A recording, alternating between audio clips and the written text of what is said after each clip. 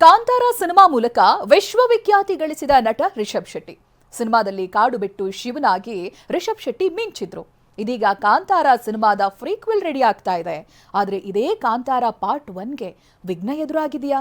ಇಂಥದ್ದೊಂದು ಪ್ರಶ್ನೆ ಇದೀಗ ಖುದ್ದು ರಿಷಬ್ ಶೆಟ್ಟಿ ಅವರ ನಡೆಯಿಂದಲೇ ಹುಟ್ಟಿದೆ.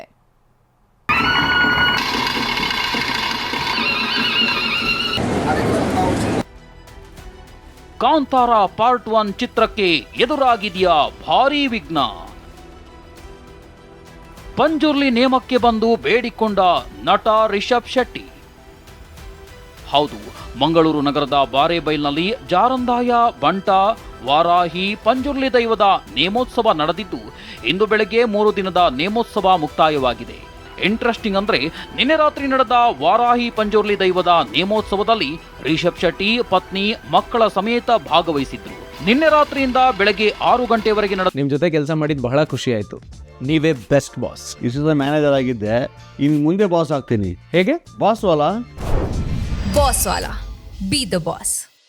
ನೇಮೋತ್ಸವದಲ್ಲಿ ರಿಷಬ್ ಭಾಗಿಯಾಗಿದ್ರು. ಅಸಲಿಗೆ ರಿಷಬ್ ಶೆಟ್ಟಿ ಈ ರೀತಿ ನೇಮೋತ್ಸವದಲ್ಲಿ ಭಾಗಿಯಾಗ್ತಿರೋದೇನು ಹೊಸತೇನಲ್ಲ. ಆದ್ರೆ ನಿನ್ನೆ ವಾರಾಹಿ ಪಂಜುರ್ಲಿ ದೈವದ ಬಳಿ ರಿಷಬ್ ಶೆಟ್ಟಿ ಮಾಡಿಕೊಂಡ ಪ್ರಾರ್ಥನೆ ಮತ್ತು ಪಂಜುರ್ಲಿ ದೈವ ರಿಷಬ್ ಶೆಟ್ಟಿಗೆ ಕೊಟ್ಟ ಅಭಯ ಇದೀಗ ಭಾರಿ ಕುತೂಹಲಕ್ಕೆ ಕಾರಣವಾಗಿದೆ.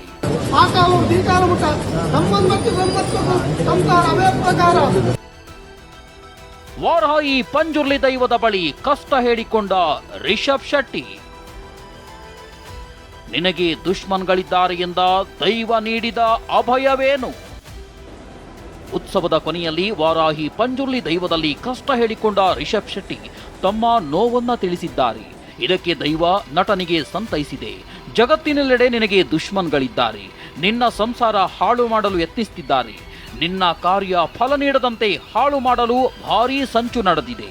ಈಗ ಗಂಡಾಂತರ ಬಂದಿದೆ ಎಂದು ಬಂದಿದ್ದೀಯಾ? ನೀನು ನಂಬಿದ ದೈವ ಕೈಬಿಡಲ್ಲ ಎಂದು ದೈವ ಆಶ್ವಾಸನೆ ನೀಡಿದೆ.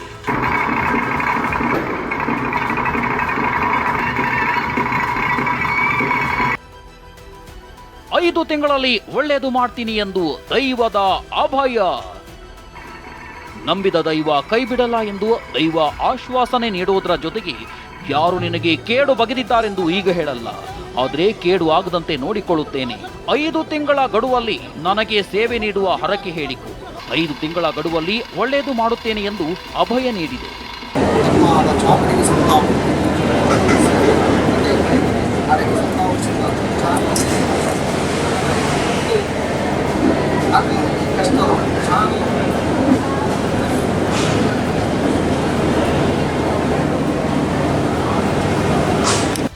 ಹಾಗಿದ್ರೆ ರಿಷಬ್ ಶೆಟ್ಟಿಗೆ ಎದುರಾಗಿರುವ ಸಂಕಷ್ಟಗಳೇನು? ಕಾಂತಾರ ಪಾರ್ಟ್ 1 ಚಿತ್ರಕ್ಕೆ ಎದುರಾಗಿರುವ ಕಂಟಕಗಳೇನು ಅಂತ ನೋಡ್ತಾ ಹೋದ್ರೆ ಸಾಲು ಸಾಲು ಘಟನೆಗಳು ಬರುತ್ತೆ.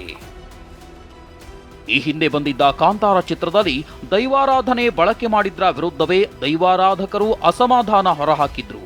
ಚಿತ್ರತಂಡದ ವಿರುದ್ಧ ಸಾಮೂಹಿಕ ಪ್ರಾರ್ಥನೆ ಮಾಡಿದ್ರು.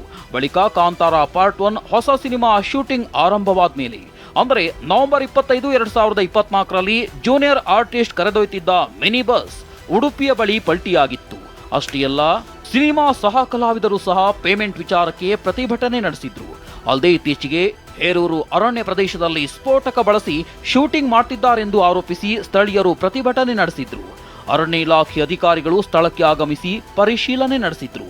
ಅಲ್ಲದೆ ಹೊಸದಾಗಿ ನಿರ್ಮಾಣವಾಗ್ತಿರೋ ಕಾಂತಾರ ಸಿನಿಮಾವನ್ನ ಬ್ಯಾನ್ ಮಾಡಲು ತುಳುನಾಡಿನ ಜನರಿಂದಲೇ ಆಗ್ರಹ ಕೇಳಿ ಬಂದಿತ್ತು. ಈ ಮಧ್ಯೆ ನಟ ರಿಷಬ್ ಶೆಟ್ಟಿ ಶಿವಾಜಿ ಪಾತ್ರದಲ್ಲಿ ಅಭಿನಯಿಸ್ತಾ ಇದ್ದಾರೆ.